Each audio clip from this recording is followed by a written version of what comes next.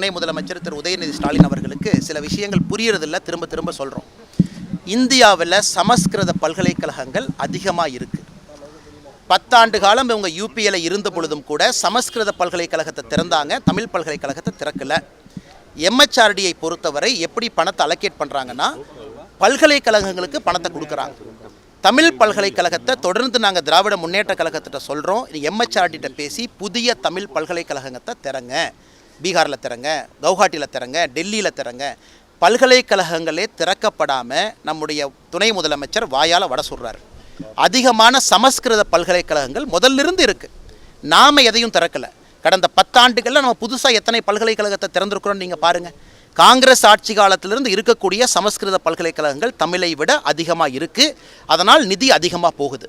இன்றைக்கி முதலமைச்சர் அவர்கள் ஏன் சொல்லக்கூடாது, இந்தியாவில் எல்லா மாநிலத்திலும் 10 தமிழ் பல்கலைக்கழகத்தை திறக்கிறோன்னு சொல்லட்டும். நாங்கள் எம்ஹெச்ஆர்டிகிட்ட எடுத்துகிட்டு போகிறோம், நாங்கள் பேசுகிறோம், தமிழ் யூனிவர்சிட்டி ஓப்பன் பண்ணலாம், ஃபண்டிங் அடுத்த வருஷம் கிடைக்கும்.